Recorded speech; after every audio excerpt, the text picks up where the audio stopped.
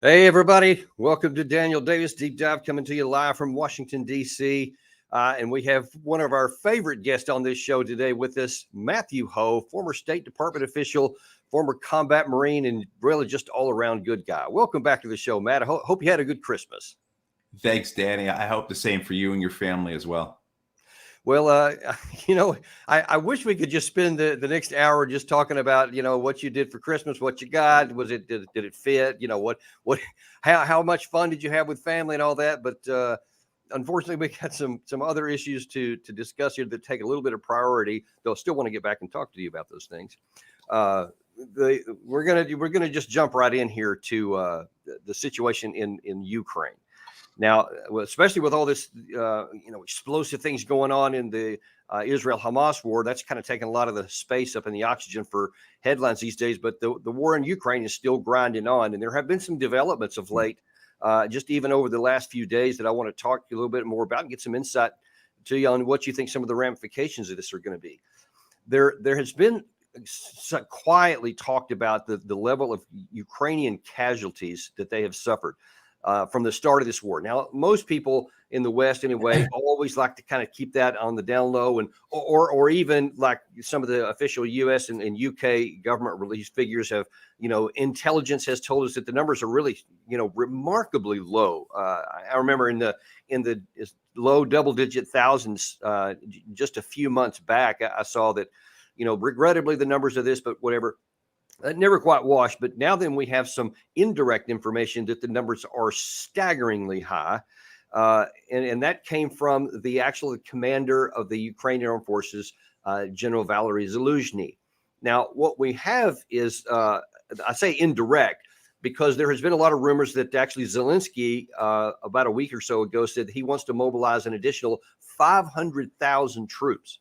Now, they had somewhere north of 750,000 in probably by April or May of 2022. And of course, they've been almost nonstop mobilizing since. Now, all of a sudden, after this summer offensive that they had, they're going to now ask for an additional 500,000 troops. So what that tells you is that they can't go on the offensive anywhere because they have a shortage of literally every category of things you can imagine. But now then at 500,000, that tells you that the casualties are probably close to that figure already, and possibly even more. So first of all, let me show you what Zaluzhny himself said, I believe just yesterday.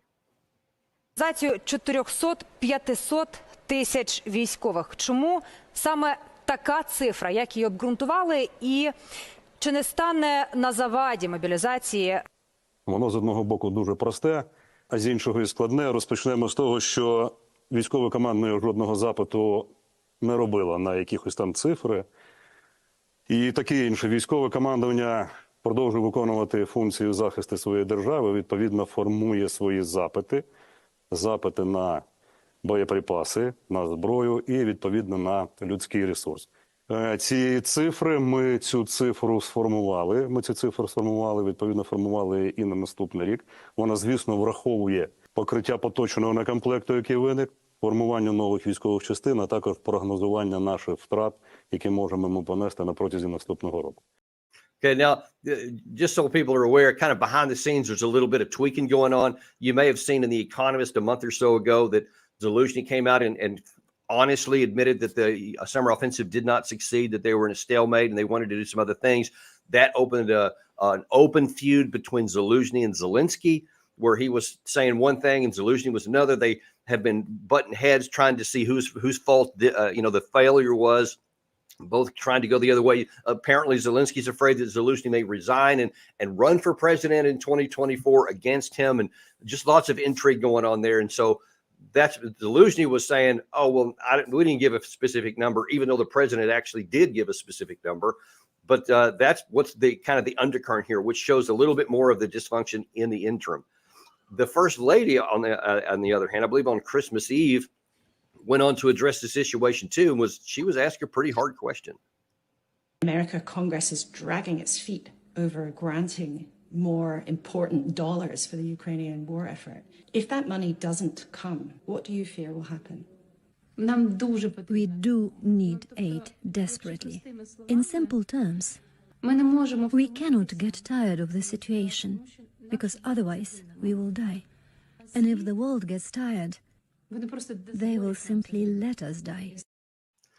They will simply let us die. So the pretty soft implication that our life or death is depending on you, ergo it's your fault. Now, if you think that message is falling on deaf ears, then you haven't listened very long to retired U.S. Army General Ben Hodges.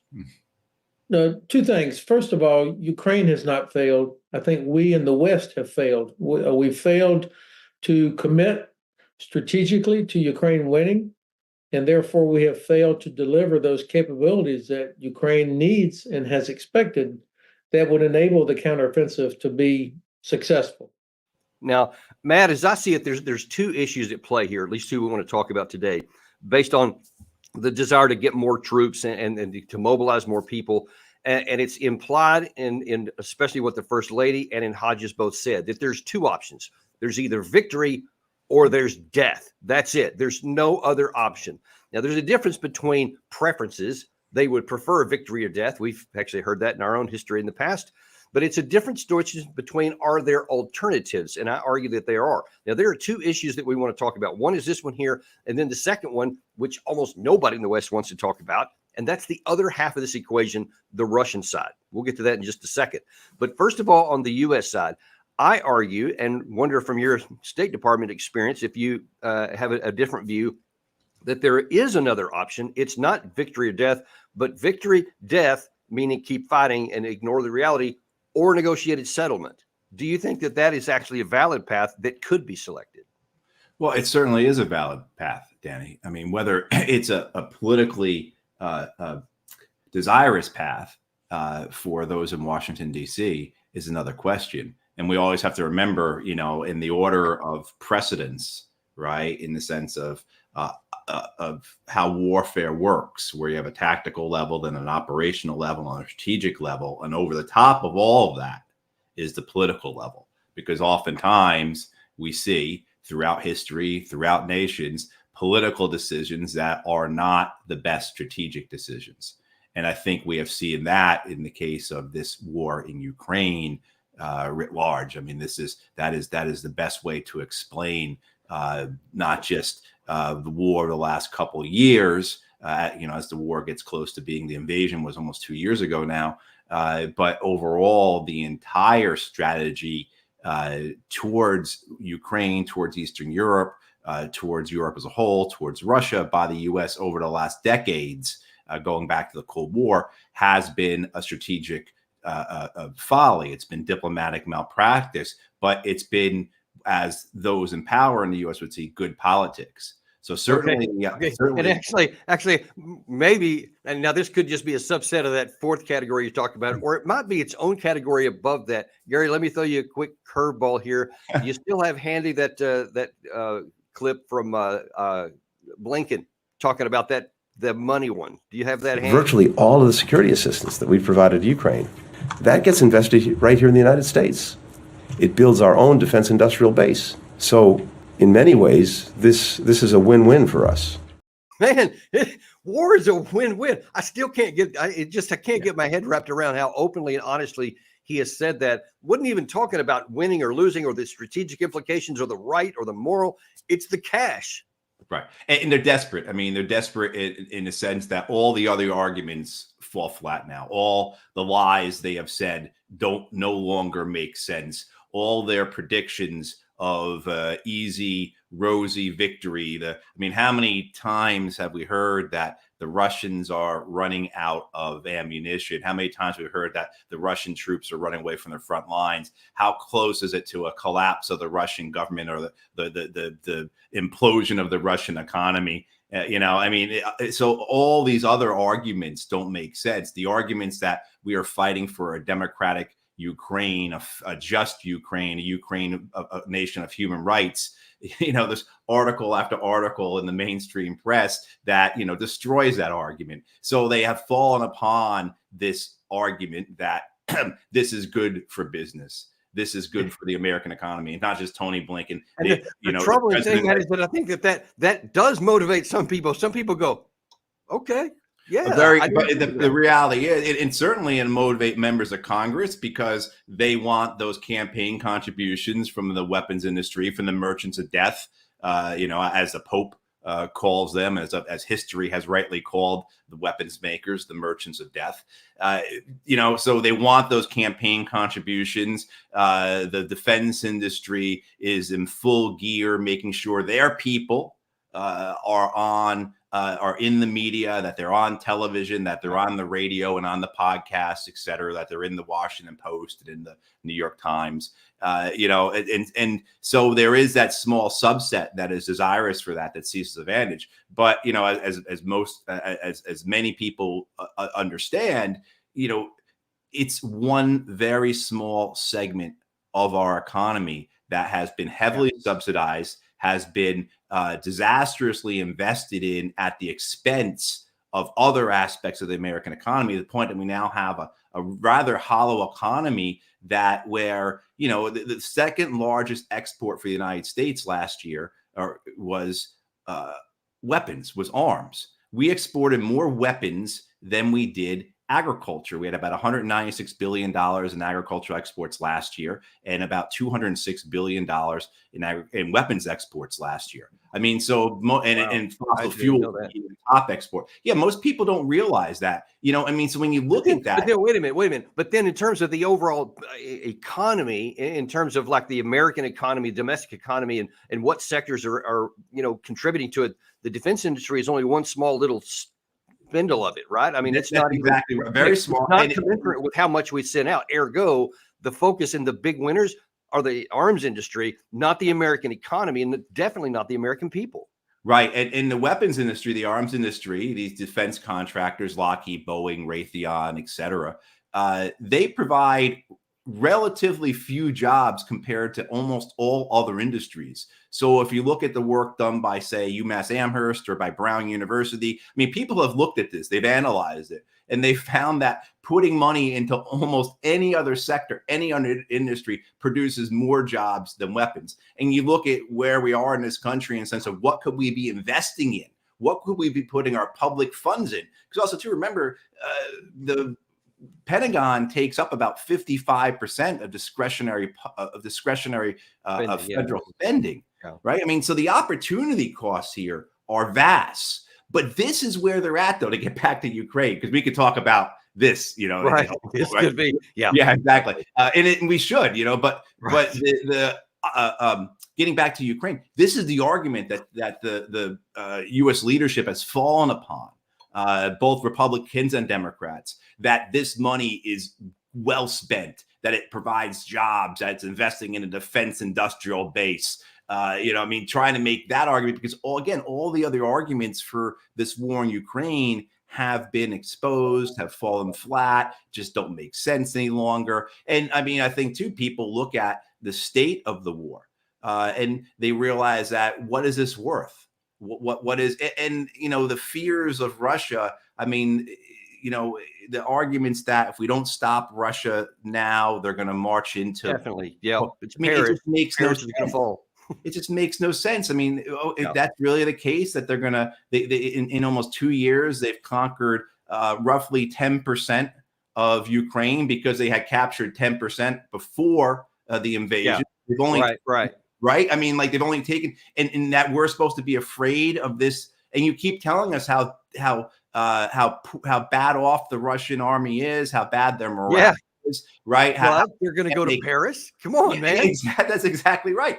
So they have to settle on this argument. And I think when you go back and you look at, well, who are the people who are saying this? It's people whose legacies, whose futures are dramatically intertwined with the success of this U.S. proxy war in Ukraine. Yeah. And the people who are... Look, Matt, I'm all about a strong national defense. I've never shied from saying that. I'm not anti-war. I'm not pacifist in any way, shape, or form. I'm all about the security and the defense of our country and having a strong economic or industrial capacity to maintain that, a strong, recruited effort, to training the troops and all that to defend our country. But in my view, this is perversely undermining that because we're diverting so much of our money into all these things for exports and whatever else that helps this one slim sector of the economy at the expense of the rest of it. And it's also undercutting our own capacity for national defense. Not only have we given a lot away to Ukraine, tons of it, now a bunch to Israel as well, but we're also spending money on things that are great for the defense contractors, the Boeings, the Lockheeds, and all of them, and bad for actually sustaining a war if you do get sucked into one. You know, if you do get thrust into one, our capacity to wage war is less because of this, not more. And we see that, Danny. We see that happening in the sense that we have got, and a whole other show, we talked about it a bit, I think last time I was on, or maybe 2 times ago, about why are we in Iraq and why are we in Syria. But, you know, certainly look at the attacks on American forces just in the last 24 hours in Iraq, in the Red Sea, off the coast of Yemen. Right. And, you know, and what we now see as well, we see the Japanese sending us their Patriot missile systems, their interceptor missiles, because we have given so many to the Ukrainians. And we actually have forces who are in combat, who are being attacked, who can utilize weapon systems like the Patriot, and we're running out of them. And the Japanese have to send us theirs. Now, why we're in Iraq, what's happening with Yemen, that's a whole other story again. Yeah. And I would argue that as a strategic mistake, a strategic disaster, decades of, again, diplomatic malpractice, strategic malpractice by the U.S. that have put us in this place, as well as legacies such as Brett McGurk has been running our show in the Middle East for 2 decades now, basically. And that guy's not going to give up his legacy, his desire. I mean, so the personal becomes very important in this, but the what you're talking about, where we're putting ourselves in terms of being overextended, of not being able to carry out just, I think, the basic task of defending our soldiers who have been put in these positions that we can argue about, and we will both argue that these positions are the wrong places for them to be. But if they are going to be there, they need to be able to defend themselves. And, you know, so what we've done here is just one, I don't even want to call it misstep, because that implies some type of good faith. Right. You know, but just an accident, an error. But yeah, exactly. Like we walked into this with our best estimations that we really were approaching this with. You know, we really sat down and we thought about. No, this is just incompetence and greed. You know, as well as megalomania. Blinded by greed. That's a good way to put it. Yeah. Yeah. Okay, so in the time we have left here, I don't want to get too far away from our primary topic here, because I do want to look at the second half of this problem, which I think in Ukraine, which gets very little discussion, and that is the Russian side of this. This idea that the summer offensive failed, so all of 2023 came to naught. You didn't get anything, didn't change any hands. In fact, much of the pieces of terrain that Ukraine scratched out during the summer offensive is now in danger of being lost, and they are losing several parts of it, and probably are going to a couple of major ones here, or relatively major here in the next month or so. We'll see how that works out. But the Russian side is not sitting passive or static. That's kind of the view. All this stuff failed, and so now then they want to go to 2024. They want to get another 500,000, which is basically an army. By the way, our United States Army in its entirety, less than 500,000. You're now going to try to recruit, meaning of 500,000 basically privates, because no one has any experience above that. You want to create a new army and have it be successful when all the previous iterations have failed, while the Russian side is stepping up its game. Putin is very much aware of this, and he is not blinded by the spin that we keep putting on. And just a few days ago, he said this. Сегодня Украина почти ничего уже не производит. Ну, пытаются что-то там еще сохранить. Но почти ничего не производят. Все привозят, извините за моветон, ну, на халяву все привозят. Но эта халява когда-то может и закончиться. И, судя по всему, так и заканчивается. And instead of seeing things that either it's victory or death, as the Ukraine side was saying there, he sees a different options, which is a little bit different than what they suggested. Мы достигнем своих целей, о которых вы сказали. Теперь вернемся к этим целям. Они не меняются. Вот я напомню, о чем мы тогда говорили. О денацификации Украины, о демилитаризации, о ее нейтральном статусе. Теперь, что касается демилитаризации. Ну, не хотят договариваться. Ну что ж, мы тогда вынуждены принимать другие, в том числе военные меры. Again, kind of I think a subtle dig that was sit there for people who were paying attention is in his description of what the outcomes would be. He was saying demilitarization, and then he said, or some other things, or neutral status. And for anyone who's not aware, that's the language that was issued back in March of 2022 in Istanbul, when this war could have been over at about the 1 month mark, because a general outline of an agreement had to be received by both sides, negotiating partners, when they left that meeting, and then it was sabotaged by any number of other Western people. We don't know who they are. Now then, Putin is still saying your options are either now negotiate an end into neutral status, ergo there can still be a Ukraine. I don't need to conquer the whole thing. I don't even want to, but we can do this. Or if you continue fighting, we will too. They are now ramping up all of their military industrial capacity to full speed now. And they are cranking stuff off, especially in drones, artillery shells, all the things that we can't produce at industrial capacity. Their machine works are working. Their tank factories are back working again at high level. And they're mobilizing, not forced mobilization, but actually recruiting up to 400,000 people this year. So they are getting stronger in every category, while Ukraine is trying to field an army of privates and it has no domestic industrial capacity to speak of that can sustain war. These two things are incompatible. They're incongruous. And if we don't do anything except shovel more cash, then we're going to be handing Ukraine to Russia, I think, Matt. Yeah. And for people who scoff at the idea of neutrality, it's, you know, it's remarkable how much the example of Austria is not brought up in the U.S. We talk a lot about Germany after the Second World War, about the establishment of the Iron Curtain, about the establishment of NATO and the Warsaw Pact, but we rarely ever talk about the success of the neutrality of Austria.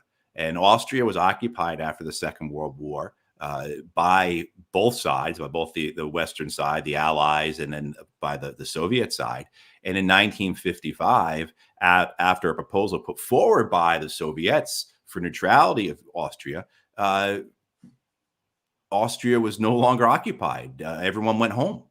And Austria maintained that neutrality throughout the Cold War and still maintains it to a degree today. And I mean, it's a success that doesn't get spoken about because it goes against the narrative, right? It goes against this grain that there has to be an us versus them, and that we have to win. We have to win. And if they're not on our side, then they are against us. And that, you know, and it's, I mean, so there are examples where this has been dramatic examples where such a neutral state has proven successful. And can you imagine Germany they never got to that point with Germany. I'll argue that had a lot to do with the Americans and the British, but an idea of a neutral Germany, say, can you imagine what history would have become if you had a neutral Germany and a neutral Austria serving as buffers between the West and the East, right? I mean, and so that's what I think what the desire is on the Russian side.